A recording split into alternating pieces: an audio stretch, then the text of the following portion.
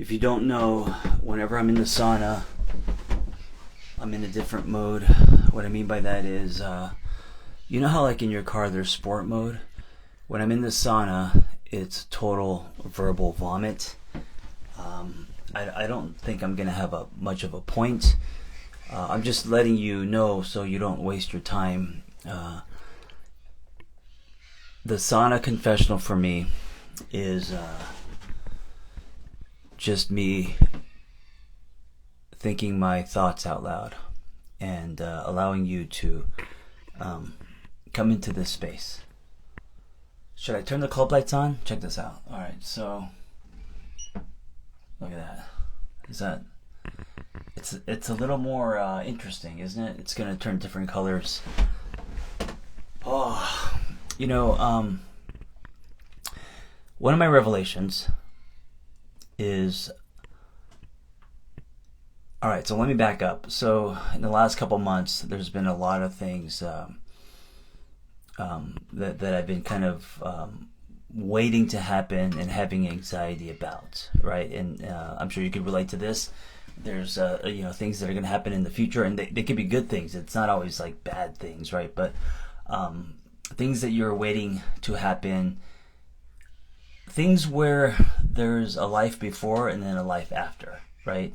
And it doesn't have to be like, divorce. They could just be like normal things, in my life. So Vanessa was going to New York for a week. That was an event. And so having some anxiety about being a single parent for that week. And also, the excitement of wanting her to go to New York and see all her friends and kind of celebrate her birthday, an early birthday. She's also working on a book, turning in a book. So the anxiety of, hoping that she finishes it, right? And then for me, there was a looming book deal. So my next book deal, negotiations and waiting for that. And then the participating in the CrossFit Open, which is an online competition. And so that continuing into semifinals and now, or quarterfinals and then now semifinals. And having anxiety about that. There are movements that I should be able to do at this level that I can't, like double unders. And the big one was my daughter going into surgery for the first time. She was getting her tonsils taken out, and so just the idea of a 4-year-old, getting put under, right? Like, and I gotta say, as a parent, the moment where you are watching your daughter being wheeled away on like a hospital bed or a stretcher, and all you can just watch because you can't go with her, man, that's the tough moment. And of course, coming out of surgery and kind of coming to, it's the first time, and so they say you either go into tears or rage, and of course Logan went into rage, and so it was like holding a giant slippery fish that is out of water and going crazy, and she's disoriented, doesn't know where she's at. So there was a lot of events that I in the last month have been kind of waiting for and having anxiety about. And the revelation is this: all of those events are pretty much over. There's still, a few more things, and Logan's going to take a few days to get better, and there's things that are going to pan out. I still haven't signed contracts, but the deal is done. But there's still residue, but the events are over. Vanessa's back from New York. She had a great time. She's about to turn her book in, and I guess my point in saying this is, it reminds me of something Tom Hanks said, which is one of his favorite quotes. It is a quote that because it's popular, and it's that this too shall pass. And I think that when we're in the trenches and having anxiety about something that is about to happen, whether it is a good thing like a trip or something you're excited about, or something that is just making you nervous, like your daughter going, to getting surgery for the first time. So it doesn't matter what the event is, but the thing, it'll be here and it'll pass. And if you are in a place in your life where you are in some kind of transition, if you are, there's something coming up for you in the future, you have anxiety about it, all you can do is what you can do with where you're at today, and then allow it to unfold, and soon enough it'll be here, and then it'll be gone, and then you'll look back and you'll be like, oh, I had so much anxiety about that thing, and it's now gone. I don't know if that's helpful, but that's my first revelation. By the way, in these Sauna confessionals, I don't use a lot of periods. I'm like a 20-minute run-on sentence. It's just because I'm just speaking my free-flowing thoughts. One of the doctors or nurses had anxiety. Like, her event that she was having anxiety about was her daughter going to prom, and it made me think about my prom. And of course, a mom being nervous about her daughter going to prom, and like if they're gonna drink and who's gonna drive and all that. And I think proms and weddings are two of the most inflated, overhyped events that should be magical, but we strip the magic out of them by putting so much pressure on them. Does that make sense? So like, the prom, everything from who you're going to go with to how you're getting there to what you're going to wear, and like, oh my gosh, it's such a big deal, and there's so much hype that the actual event will never meet that expectation, and it just sets you up for a fall. Man, like, my prom sucked. I asked someone, and it was almost kind of like a friend. It's kind of like a friend, but if you had a few drinks, someone that you also would do things with, right? Not like a total friend, someone that is a friend, but it's like a lease with an option to buy. Like, she was a friend, but that night she could have been more.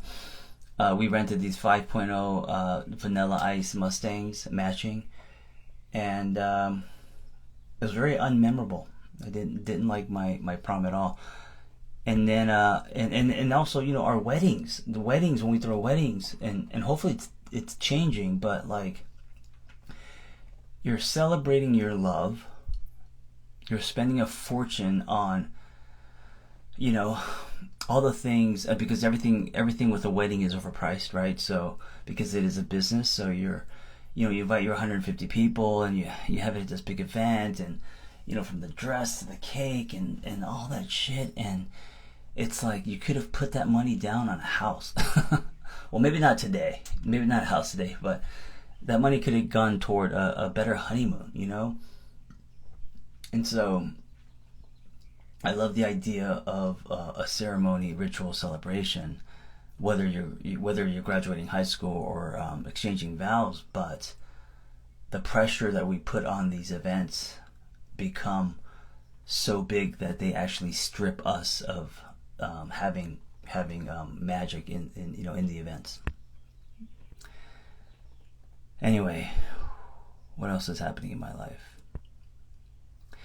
One of the things that I've been kind of getting obsessed with, and if you follow me, you may know, is the science of awe. Reading a book by, what's his name? Reading a book by, I'm so bad at this, and I should be better. Dasher. I remember his name sounded like a reindeer. Dasher. So something with a K.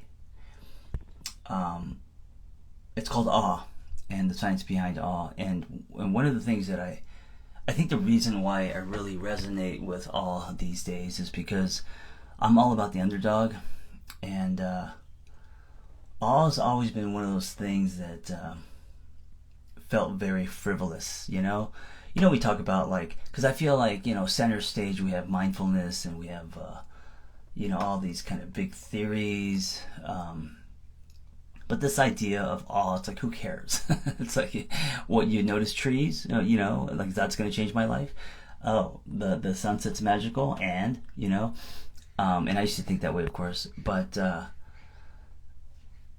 because I'm an underdog, I'm rooting for awe. I don't think awe gets enough attention. But I think the reason why it lands for me is because I've been talking about this idea of seeking nectar for so long. Have this that is a hummingbird on my bicep, a reminder to myself. And I feel like when I used to be a miserable fuck, I did not have this ability to seek nectar or to notice awe, and I think it's a practice. And I think one of the things that has really changed me, my lenses, I'm a lot less in a chasing state and more in an attracting state. I'm a lot less constrictive and more expansive, right?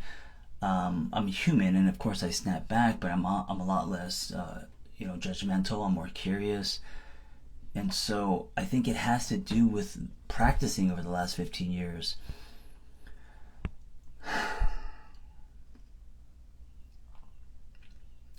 Seeking nectar / taking in awe. And awe doesn't have to be just a magical sunset. Awe, it could be when Rosa Parks refused to sit at the back of the bus. That's awe, right? It could be courage. It could be the smile of a barista. It could be, I noticed someone's, the other day, someone at the gym was making me a smoothie, and I noticed how kind she was, making eye contact, saying thank you, I appreciate this, like just to members. And I was in awe of that because in LA especially, people don't make eye contact, and we kind of put our head down and do our thing. And so just to be sincere and kind and gracious, I was like, I had this moment of awe. So awe could come in that form as well. So my point in saying that is it's everywhere. And the way that I would like to explain awe, just because I bring everything to street level, is it expands you. When you can practice accepting, taking in as a daily practice, awe, miracles, wonder, right? In the little things especially. My first experience of awe was post-divorce, standing in front of the David in Florence, Italy. Cry. It was the first time I've ever cried. I wasn't like bawling, but I had tears in my eyes because the art was mind-blowing, right? Standing in front of the David, if you've been to Florence, Italy, you just walk outside and everything's art, like the cobblestones, every building is just like, you're like, how did they make this building in that time, right? It's like what they just used a chisel and carved shit out, and you're just like, how is that possible?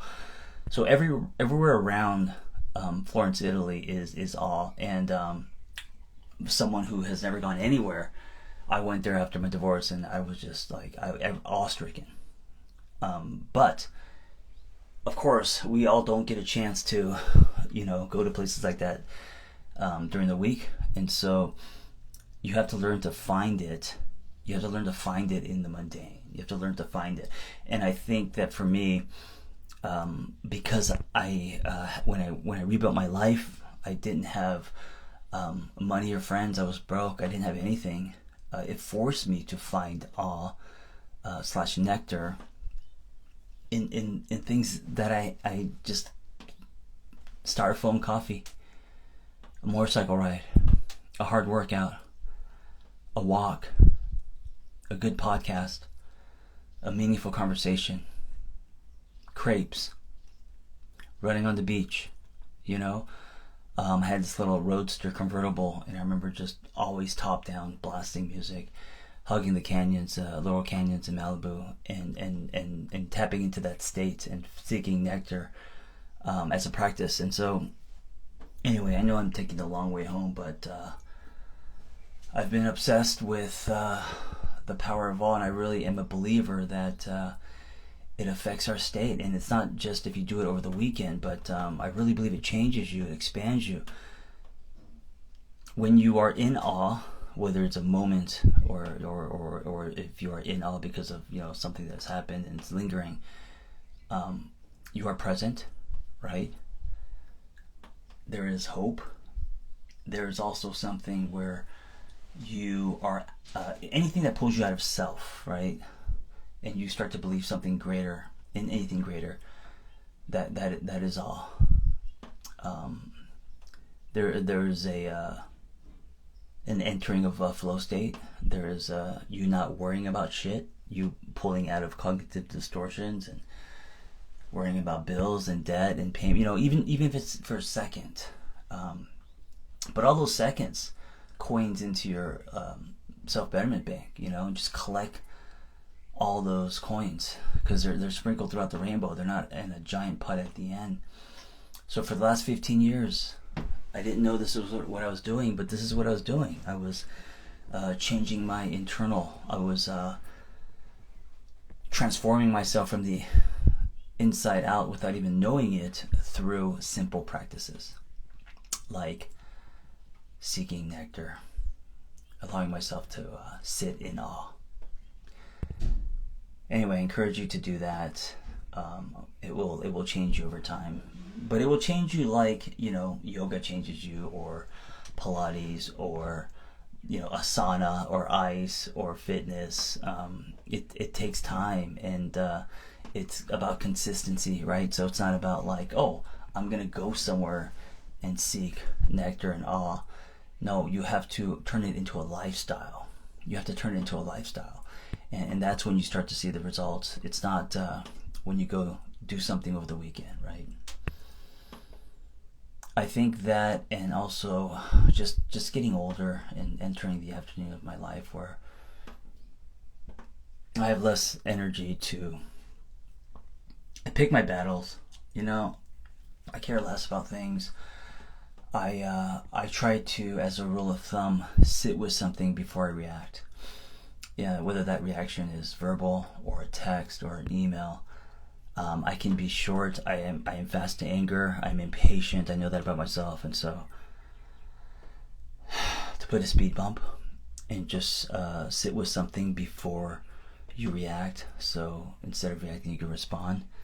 I think that's a game changer. I think the expansion. I think the awe. I think the groundedness. I think the regulating your nervous system. Anchoring, using your senses, whether you use another way is through breath. So it doesn't matter how you do it, it just has to be a lifestyle, whatever works for you. Going on a walk, taking an ice plunge, whatever. It's foundational to, it's the soil that is necessary for any kind of, I think, expansion, Anyway, it is fucking hot in here. I hope you're having a good week.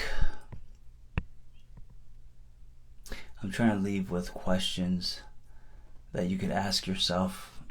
Some of my favorite questions that I ask my guests on my podcast. One question would be, what is one thing you know about yourself today that you didn't know just a year ago? What is one thing you know about? And this is, these are questions we don't normally ask ourselves. And I think that's important. I think it's important to know something about yourself today that you didn't, And I'm not saying to do like a life audit, but what is one thing you know about yourself? Another question would be,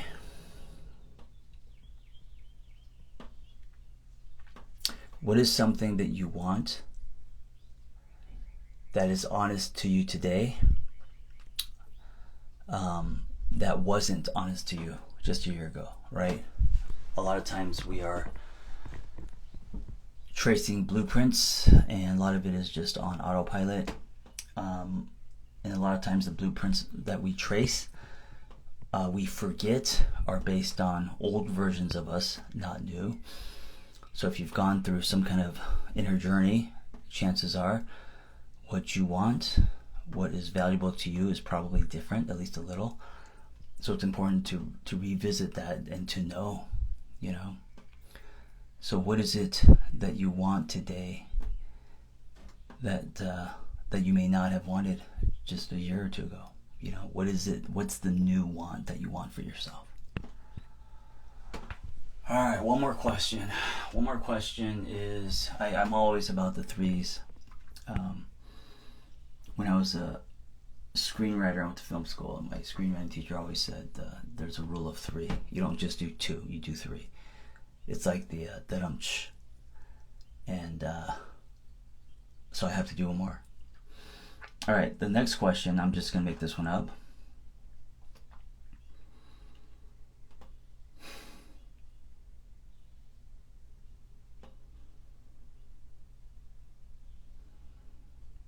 What is your service? What is the gift that you want to give the world daily, right? So not so much like, oh, I want to write this book or make this movie or paint this, under the umbrella of how you want to show up, right? Because I think when we think about the gifts that we want to leave the world, the dent we want to make, I think we think a lot about what we can do instead of who we are. So the question isn't about what you can do. The question is about who you are. So how can you be of service in this world by showing up a certain way, and what does that look like? How would that change your state and your belief about self? And because of that change in belief, how would that ripple outward? Thank you for hanging out with me. Be well.